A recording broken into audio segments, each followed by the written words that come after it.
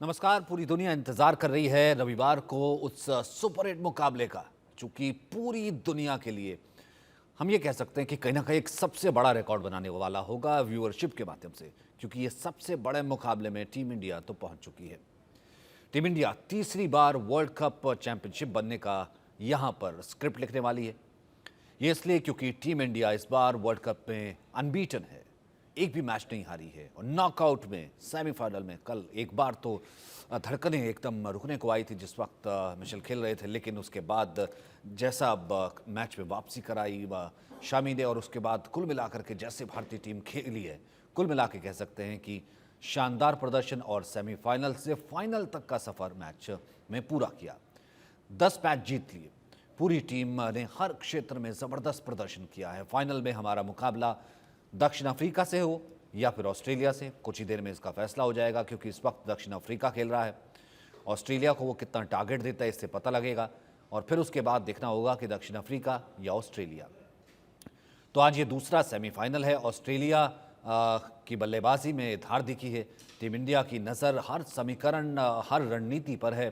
तो अहमदाबाद में क्या होगा, हमारे सुपर 11 की स्ट्रेंथ क्या होगी, पहले अगर टॉस जीते पहले बल्लेबाजी करते हैं तो उसके बाद स्कोर कितना जो है हमारे को कंफर्ट जोन में होगा। अगर यहाँ पर पहले गेंदबाजी करने के लिए अगर हम जाते हैं तो फिर अगर हम चेज़ करते हैं तो चेज़ करके भी अभी हम जीते हैं, तो ऑस्ट्रेलियन गेंदबाजों के खिलाफ चेज़ कैसी रहेगी इसका भी हम जिक्र करेंगे। तो कुल मिलाकर के ये तमाम पहलू रहेंगे, लेकिन सबसे पहले जो अभी मैच चल रहा है उसका जिक्र कर लेते हैं। तो फिलहाल अभी जो मैच चल रहा है उसका जिक्र कर लेते हैं। मनोज जोशी हमारे साथ स्पोर्ट्स एडिटर हैं, रोहित पुनेठा हमारे साथ हैं न्यूज़ रूम से, अनिल ठाकुर हमारे साथ न्यूज़ रूम से हैं। लेकिन सबसे पहले मैं आपको बता रहा हूं कि इस वक्त जो मैच चल रहा है उस मैच में 218 तक पहुंच चुकी है दक्षिण अफ्रीका की स्थिति एक वक्त बहुत ख़राब थी, 24 पे वो 4 थी, लेकिन फिलहाल दक्षिण अफ्रीका 24 से 4 से उभर कर 218 तक पहुंच चुकी है। अब यहाँ पर लग रहा है कि कहीं ना कहीं अगर स्कोर ठहरता भी है, जो कि ओवरऑल टारगेट की अगर मैं बात करूँ, मुझे नहीं लगता कि 47वां ओवर चल रहा है। मनोज जी आपसे शुरू करता हूँ।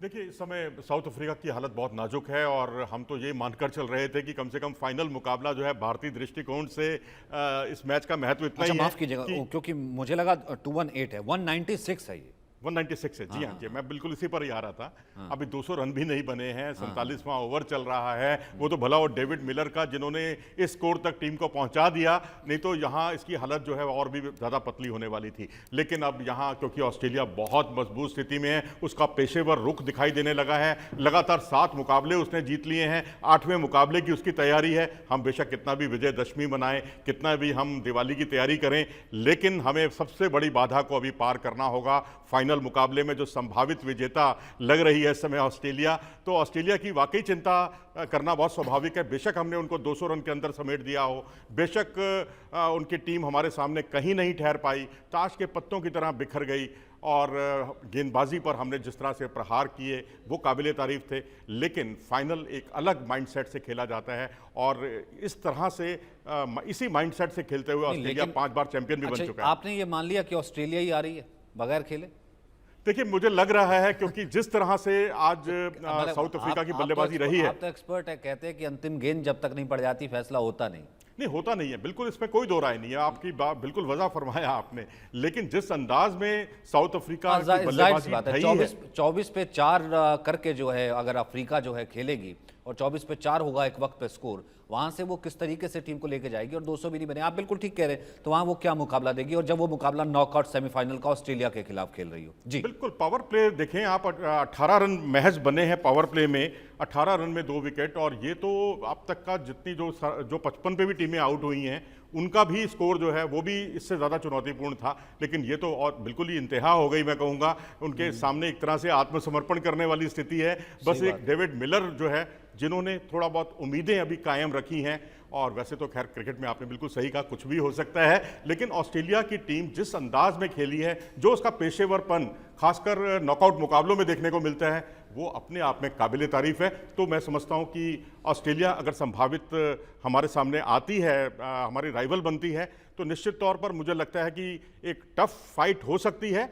लेकिन हमारी जो बल्लेबाजी है इस वक्त बहुत अच्छी फॉर्म में है, बहुत अच्छी लय में है, और मुझे नहीं लगता कि वहां पर एडम जैम्पा से लेकर जिस तरह से आज उनकी धुनाई भी हुई है। और इसी बीच सेंचुरी पूरी हो गई डेविड मिलर की। मतलब ठीक है, मतलब आज नहीं चल पाई, लेकिन आप यूं देखिए बिखर गई, लेकिन डेविड मिलर खड़े हुए हैं सर। 101 रन पर नाबाद है। मिलर शानदार खिलाड़ी हैं, लेकिन तारीफ करनी होगी जैसे वो खड़े रहे। बहुत स्कोर नहीं है, लेकिन डेविड मिलर ना होते तब तो कुछ ये टोटल कुछ है ही नहीं। बिल्कुल कुछ नहीं था टीम में। और मैं तो यही कहूंगा कि एक टीम में अगर आप बहुत सारे पावर हिटर रख लेते हैं तो भी बेस बनना बहुत जरूरी है टीम का। जब बेस नहीं बनता, शुरुआती विकेट गिर जाते हैं, तो उस वक्त यही स्थिति होती है पावर हिटर्स के लिए। अच्छा, वो डेविड मिलर इस वक्त आउट भी हो गए। चलिए, आउट हो गए हैं, बहुत ज़्यादा फर्क पड़ने वाला है नहीं है, क्योंकि लक्ष्य बहुत ही कम है। और मुझे नहीं लगता कि यहाँ फ्लड लाइट्स में, बेशक ठीक है, रबाडा होंगे, कोइजी होंगे और मार्को जेंसन होंगे, शुरुआती ओवरों में ज़रूर वो कुछ कहर बरपा सकते हैं।